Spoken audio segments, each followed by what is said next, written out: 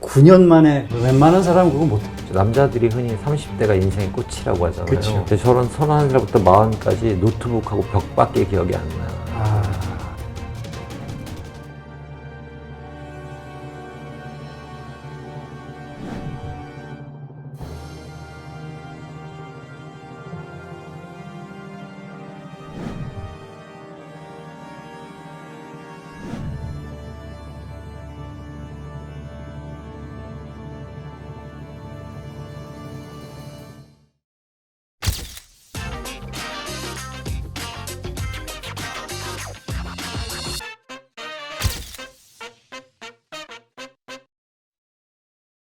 우리 박희공 감독은 솔직히 영화 감독이 된다고 생각은 언제부터 했어요? 고등학교 2학년 때였던 것 같아요. 네. 근데 뭐 영화를 좋아했어요? 뭐 많이 봤어요? 아니 어떻게 그 계기가 뭐예요?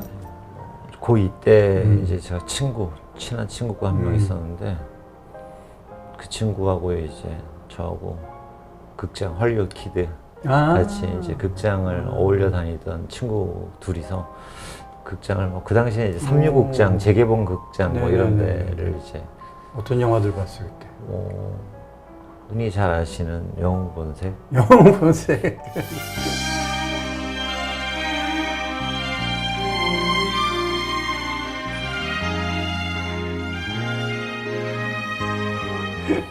영웅본색 13번 봤던 것 같아요. 나중에 그 장국영 씨가 신고 나온 운동화가 뭔지도 눈에 들어오더라고요. 터미네이터 1.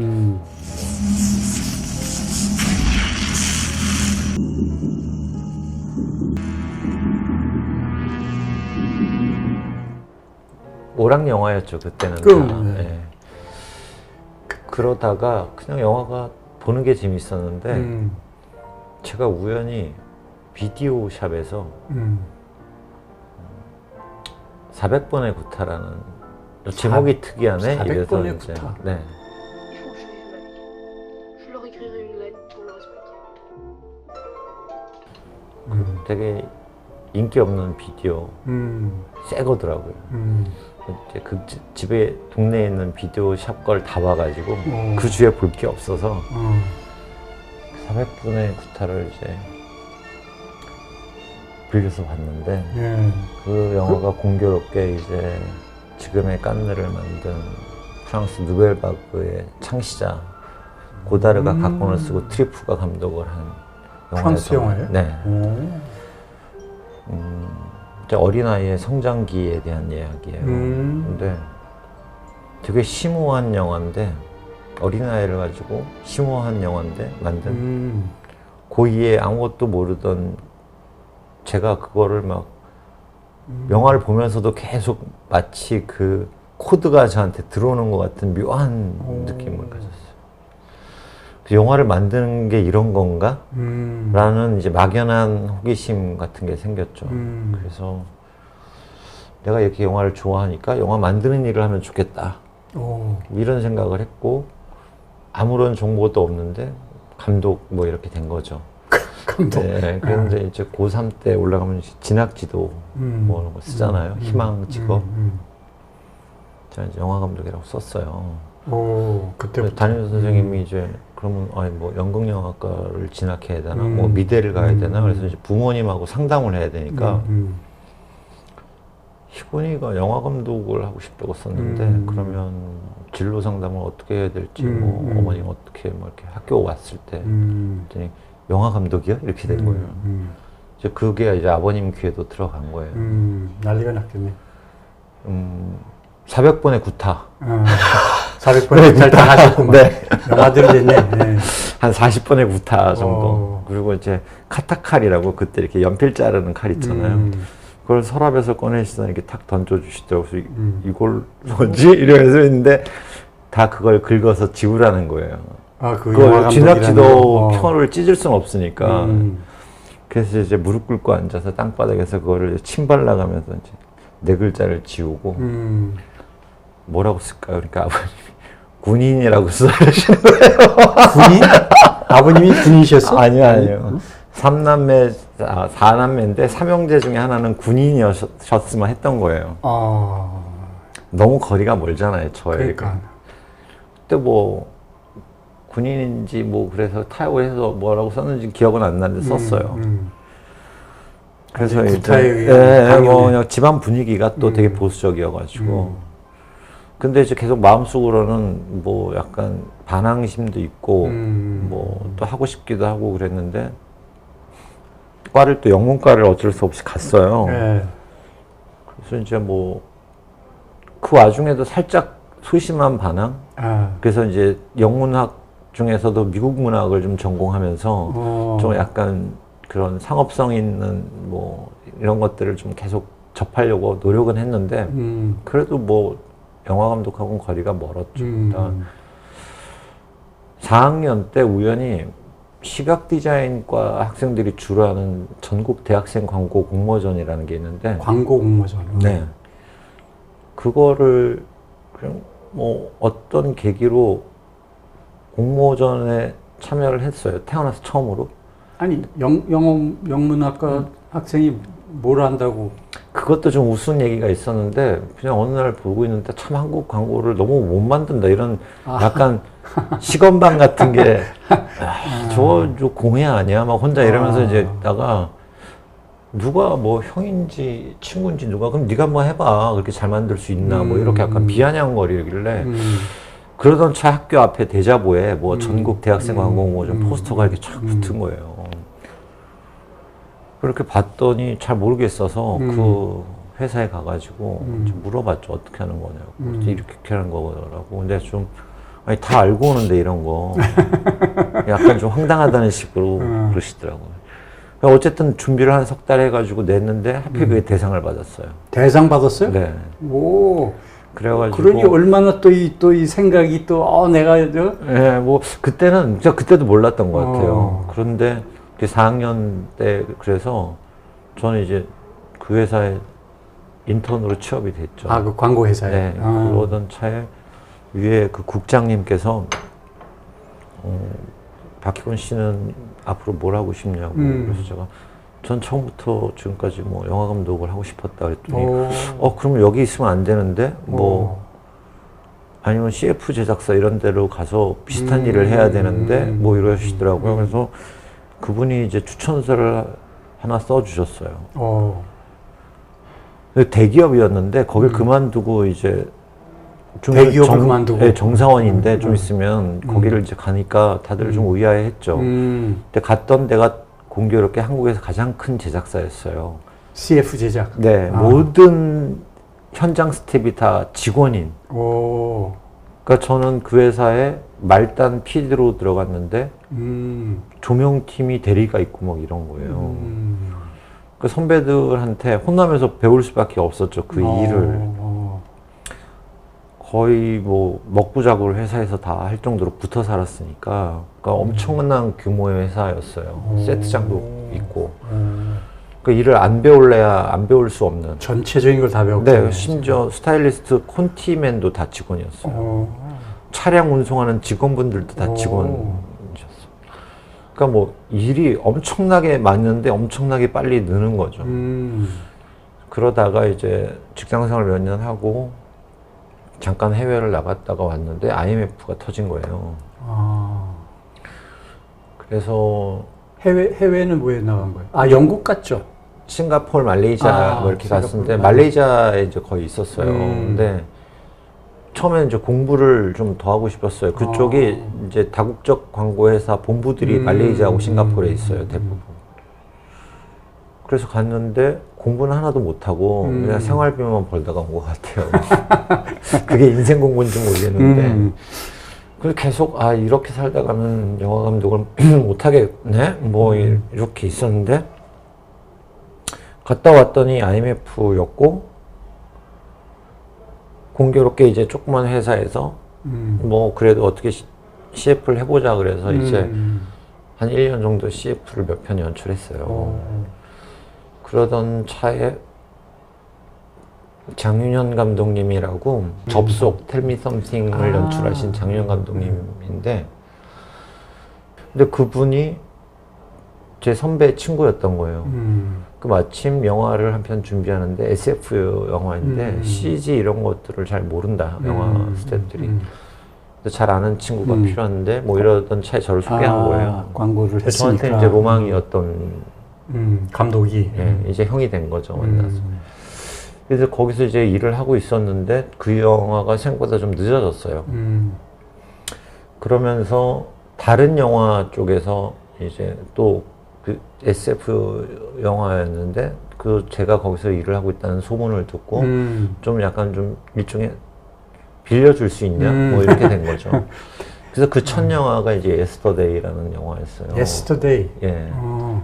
근데 이제 보통 그 나이 또래에 그 정도 커리어면 저기 뭐 감독 근처에 얼씬도 못 하는데 제가 맡은 일이 감독 옆에 앉아서 감독을 보자 하는 비주얼적으로 보자 하는 역할이니까 SF라. 네, 이제 감독님이 이렇게 찍겠다고 하면 제가 오케이 하셨는데 뭐 박 PD 괜찮아? 뭐 이렇게 하면 예, 문제 없을 것 같습니다. 뭐 혹은 문제가 있으니까 다시 찍으셔야 될 것 같습니다. 이제 이런 어드바이즈를 한 거였는데 여타 스태프들이 볼 때는 거기서 듣보잡이 와가지고 탁 팔짱 끼고 앉아가지고 시건방지게 뭐 감독이 오케이 하는데 다시 뭐 이렇게 된 거예요. 이제 그 생활을 한편 하고 저는 이제 본격적으로 영화를 해야 되겠다 이렇게 생각을 했는데 다들 저를 영화인이라고 생각 안 하고 광고쟁이로 생각합니다. 저 친구는 돈을 많이 벌던 애가 그냥 잠깐 재미로 왔다 간다 이렇게 생각하시더라고요. 그리고 제 커리어가 있다 보니까 어디 뭐 연출부 같은 데를 뽑지를 않는 거예요. 그래서 이제 아름아름으로 지인들이 별로 없었는데 아름아름으로 그냥 시나리오를 쓰는 수밖에 없겠다 이제 이렇게 되는 직접 내가 써야 되겠구나. 네, 근데 시나리오를 제가 쓰는 걸 배워본 적이 없었어요, 한 번도. 그래서 이제 공부는 해야 되니까 그 헐리우드 영화 시나리오를 100개 프린트를 하자 이러고 이제 프린트를 했어요. 참고해서. 네, 근데 이제 그걸 보는데 뭐 제가 뭐 동시통역할 능력이나 이 정도 영어 실력도 아니고 그냥 대충 감만 잡아가면서 그냥 100권을 본 거예요. 뭐 번역이 잘 되지도 않고 그냥 영화를 틀어놓고 보니까 이해는 가는 거죠. 이제 그럼 한국 영화 시나리오를 100개를 볼까? 뭐 이래가지고 이제 100개를 또 봤어요. 이제 호기롭게 이제 내가 한번 쓸 때가 된 것 같아. 뭐 1년이면 쓸 수 있을 것 같아. 그래서 1년을 쓰는데 안 나오더라고요. 써놨지만 마음에도 안 들고.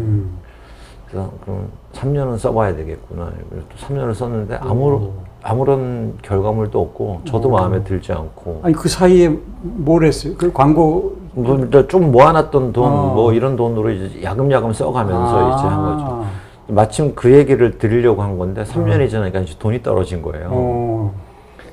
막막했는데 마침 그때 KBS에서 저기 인하우스 PD들이 연출을 쭉 해왔으니 외부 인력들을 한번 초빙해서 연출을 맡겨보자 이런 제도가 생겼어요. 근데 고마운 지인이 저를 이제 추천하신 거죠. 그래서 한 1년 정도 KBS PD 단막극 같은 거 뭐 외주 제작사에 준 거를 저한테 연출을 맡기고 이제 이렇게 하면서 돈을 또 좀 모았어요. 근데 그때까지도 그렇고 지금도 그렇고 저희 어머니는 제가 월급 받는 줄 알고 계시거든요. 우리 어머니는 아들들이 월급 받는 걸 제일 좋아하세요. 안정적이니까 네. 당연하죠. 그래서 이제 걱정을 안 끼치려고 뭐 월급을 잘 받고 있다 이렇게 얘기를 하고 살아서 감독이 되고 13년이 됐는데 아직도 감독은 월급쟁인 줄 알고 계세요, 어머니가. 그냥 하얀 거짓말이에요. 그러니까. 그래서 이제 또 좀 모아가지고 한 1년은 버틸 수 있겠다 싶어가지고 또 한 1년 정도를 썼어요. 근데 안 되더라고요. 그래서 이제 생활비는 떨어졌고 뭐 기댈 데는 없고 뭐 그래서 그럴 때 뭐가 나오던데 그 아주 굉장히 절실할 때. 예, 그렇진 않더라고요. 예, 일단 라면이라도 들어가야 글을 쓸 수 있지.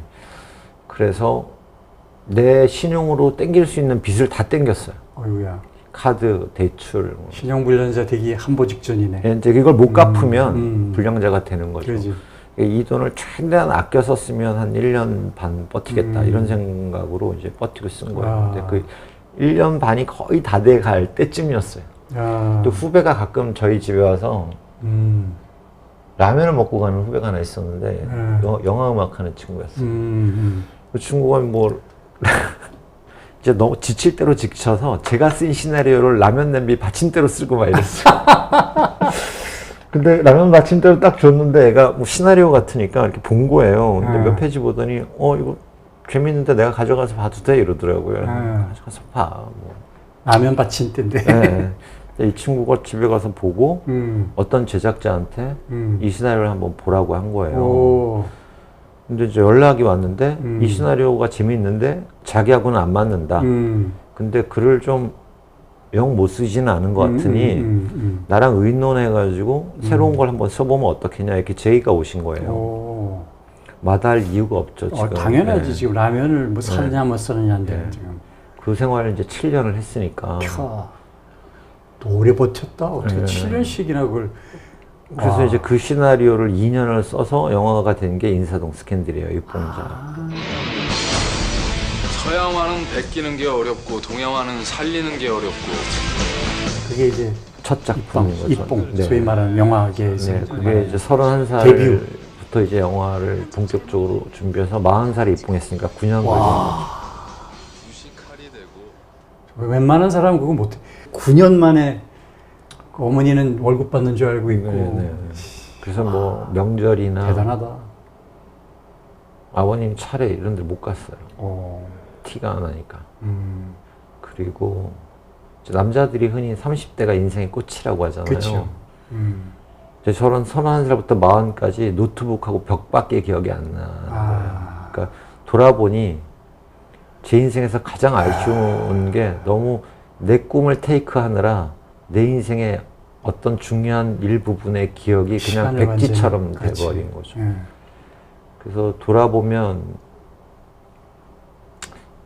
이거와 이거를 선택하라 그러면 여전히 저는 이걸 선택할 건데 선택할 수밖에 없는 상황이었던 게 너무 안타까운 거죠. 그 인생에서. 그래서 그때 친구들도 다 제가 외면하고 저 이제 자격지심 같은 게 있으니까 연락이 와도 연락을 안 하고 만나자고 해도 만나질 않으니까 자연스럽게 이제 멀어지게 되는 거죠. 그러니까 나중에는 힘든데 누가 와서 말 한마디 해줄 사람도 없는 거예요. 그것도 되게 후회스러웠는데 계속 그 자격지심이 계속 깊어지는 거죠.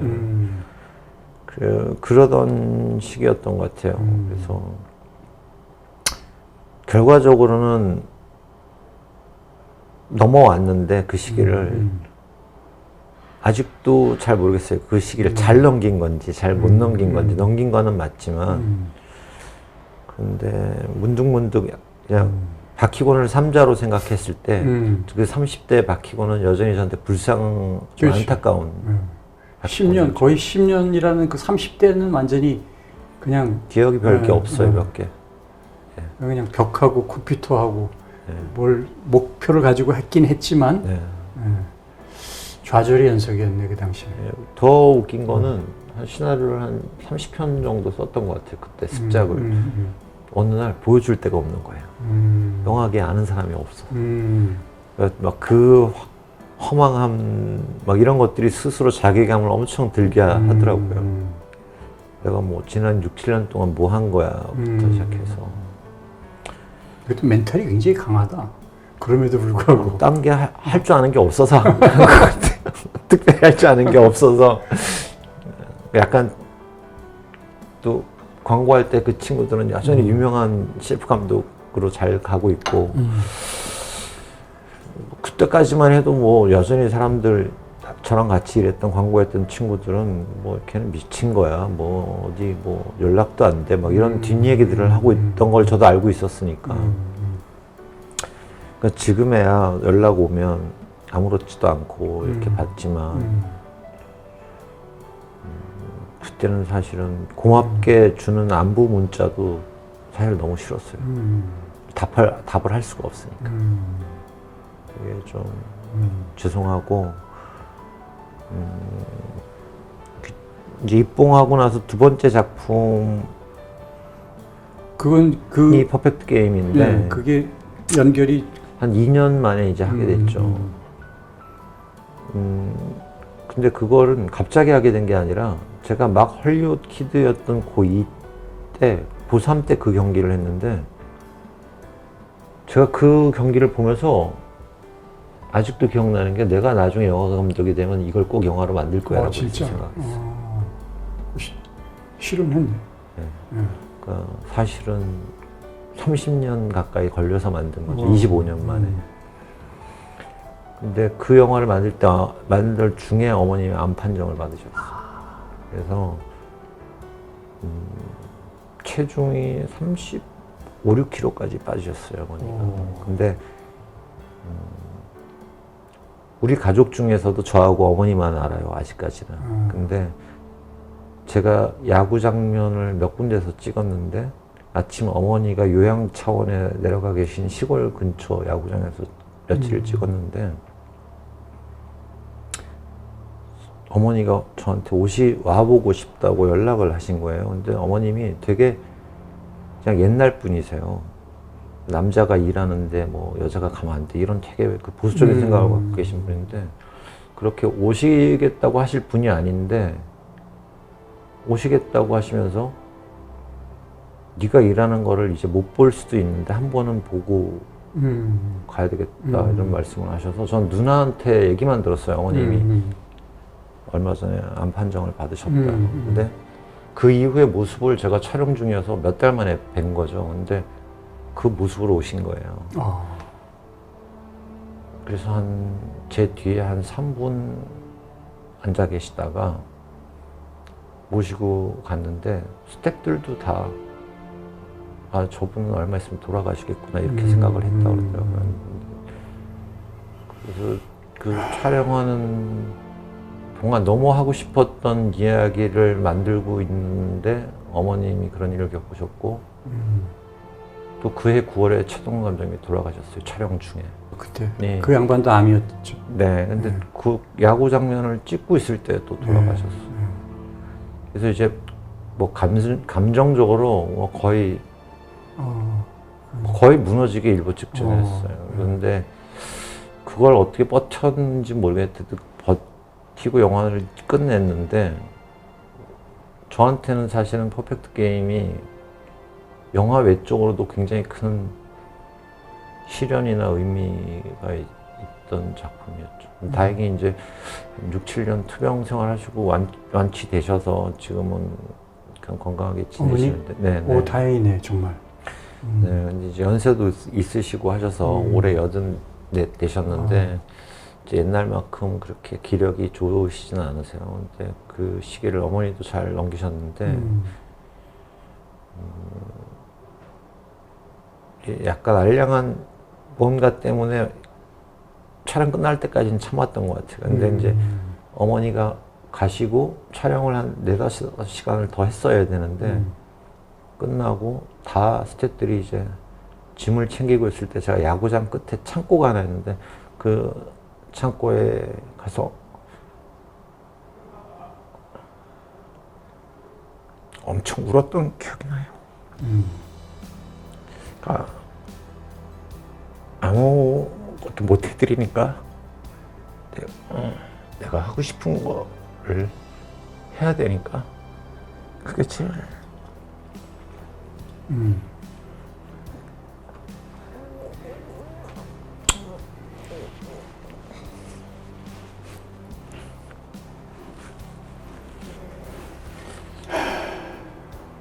불효자야. 응? 네, 아픈 몸으로 오셨는데 제가 모셔다 드리지도 못하니까 그게 제일 지금까지도 좀 그래도 이제 마음에 좀 많이 사무치고 아직 기회가 있잖아. 근데 뭐 잘해드릴 수 있는 기회가 아직 있다는 게 얼마나 다행이에요. 안타까운 건 지금 그렇게 별 변하지 않았다는 게 제일 죄송하고 또 앞으로도 또 계속 그렇게 살 수밖에 없는 게 좀 그래서 과연 내가 이 일을 평생의 꿈이어서 뭐 대단한 감독은 아니지만 내 스스로 그래도 목표했던 것에 도달했다고 생각을 했는데 그걸로 인해 마땅히 했어야 되는 것들을 못하는 것들이 너무 많으니까 네. 그게 이제 제일 후회스럽죠. 또 자기에게도 엄청난 어떻게 보면 희생도 많이 한 거 아니에요? 자기 삶에 10년 가까운 세월을 갖다가 어떻게 보면 이걸 위하여 희생했다고 해도 과언이 아니죠. 결국에는 그러한 희생을 통해서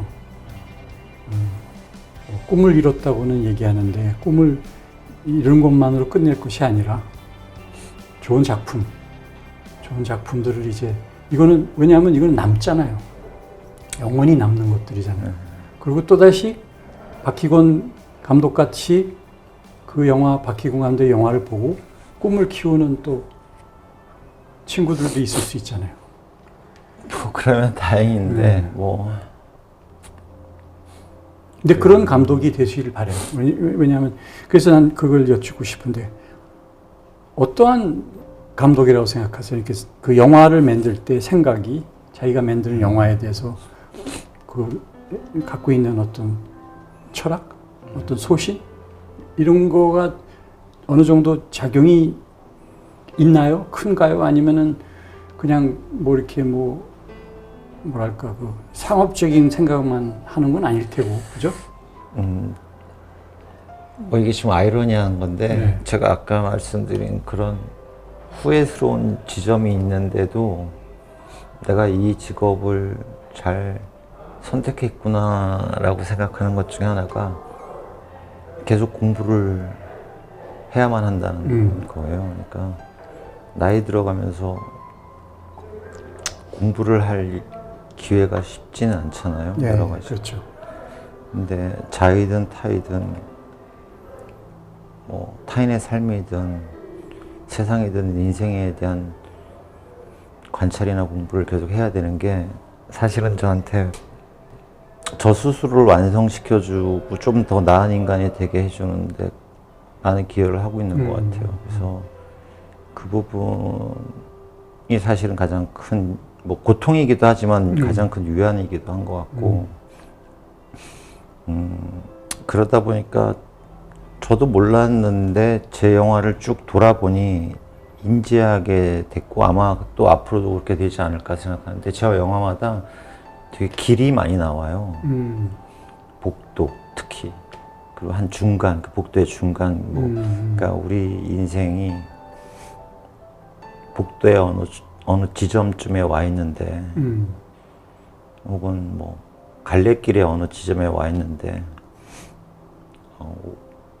어떤 길로 어떻게 갈 것인가 우리는 어느 지점에 있는가 아마 이런 것들에 관심이 좀 많은 것 같아요 제가 그래서 아마 그런 걸 뭐 좀 비주얼적으로 표현하고자 하는 본능 같은 게 있어서 자꾸 콘티의 그 복도나 그림 뭐 이런 것들을 이제 이렇게 이야기에 넣는 것 같고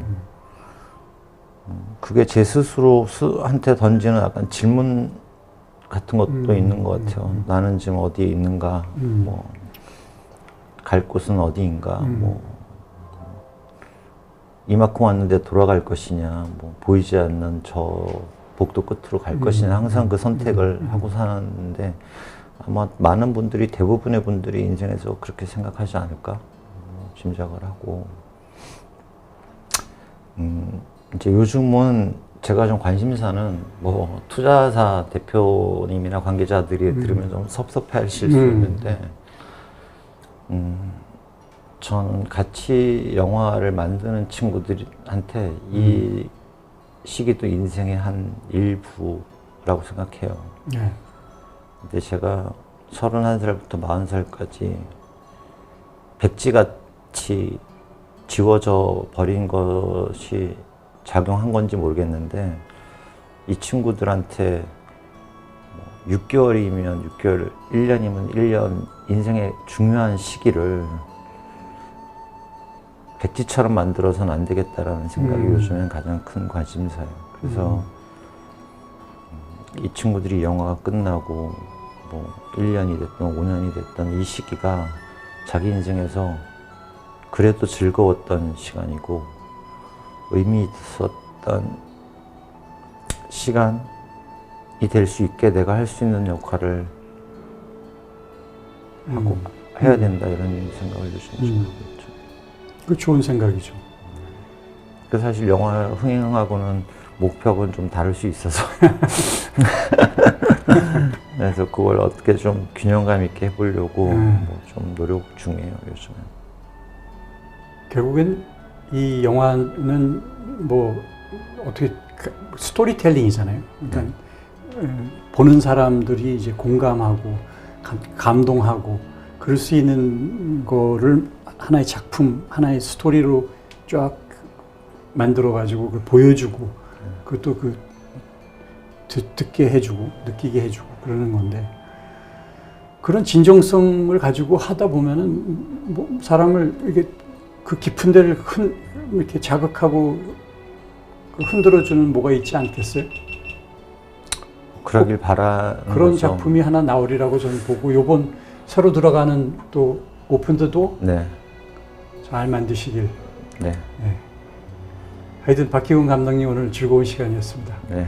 제가 안 되는 얼마 안 되는 경험인데 뭐 이게 도움이 되는지 모르겠습니다. 도움이 됩니다, 당연히. 그리고 오늘 굉장히 진심으로 말씀하신 것이 전달이 됐고 감사합니다. 네, 뭐 저한테도 좀 돌아볼 수 있는 시간을 만들어 주셔서 고맙습니다. 네.